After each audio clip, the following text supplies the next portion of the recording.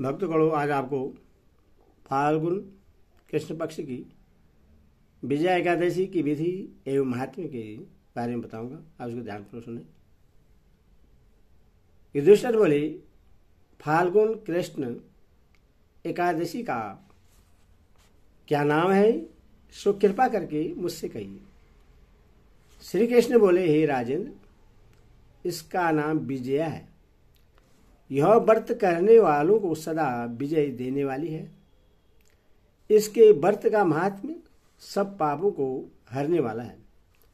नारद जी ने ब्रह्मा जी से पूछा, हे सुश्रेष्ठ, फाल्गुन के कृष्ण पक्ष में विजया तिथि का व्रत और महात्म्य कीजिए।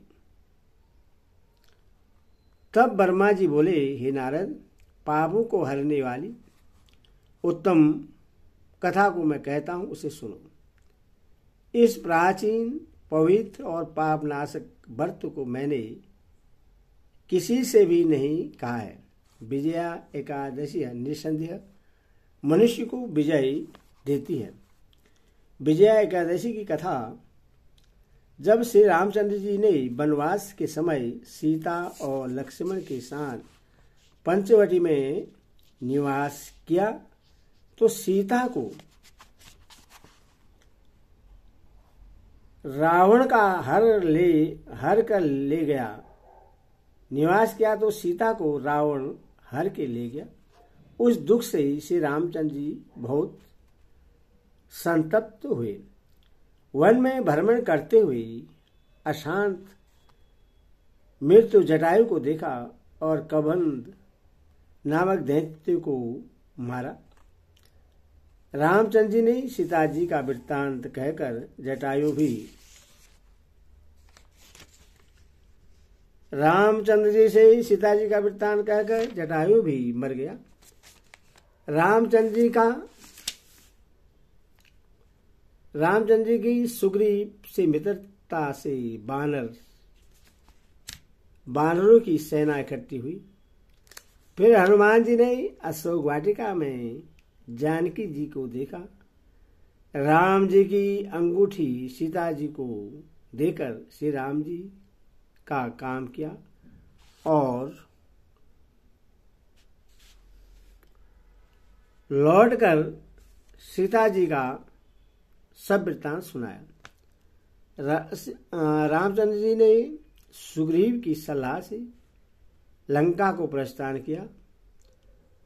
वानरों के साथ समुद्र तट पर जाकर रामचंद्र जी ने अथाह समुद्र को देखकर आश्चर्य करने लगे और लक्ष्मण से बोले, हे सुमित्रे, किस युक्ति से समुद्र को पार किया जाए, क्योंकि मगर और मछलियों से भरा हुआ यह सागर अथाह जल से परिपूर्ण है। मैं ऐसा उपाय नहीं देखता जिससे सुख से पार जा सके।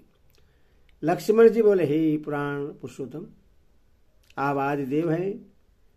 इस द्वीप में बगदालभ्य मुनि रहते हैं। यहां से उनका आश्रम 2 कोस है। हे राजेंद्र, उन्हीं प्राचीन श्रेष्ठ ऋषि से पूछिए। लक्ष्मण जी के इस सुंदर वचन को सुनकर रामचंद्र जी बगदालभ्य मुनि के दर्शन के लिए गए। दूसरे विष्णु के समान बैठे हुए मुनि को रामचंद्र जी सिर से प्रणाम किया।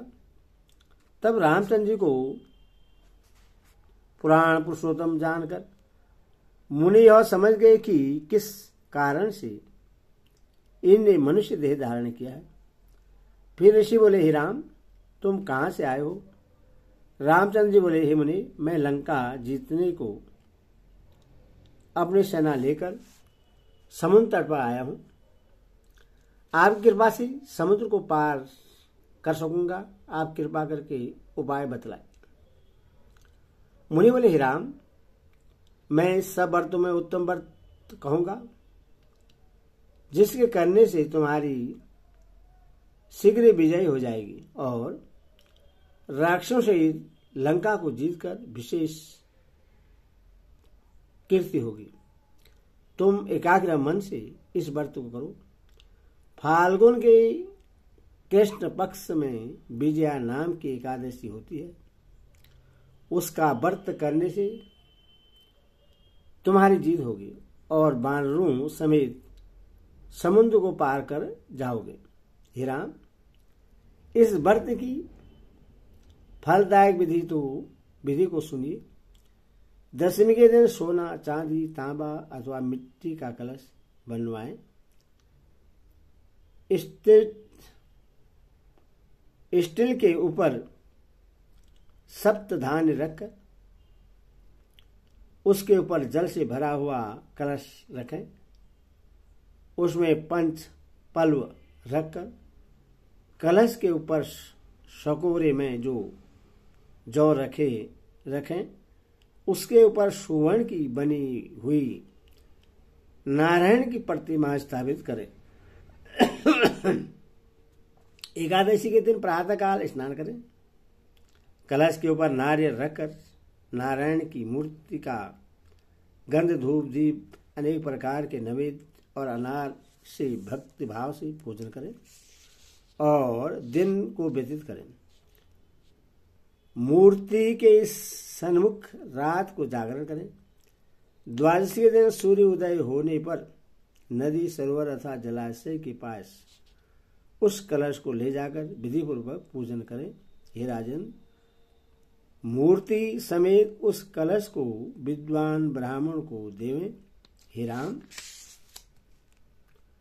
इस विधि से सेना समेत यत्न पूर्वक इस व्रत को करो, इससे तुम्हारी विजय होगी।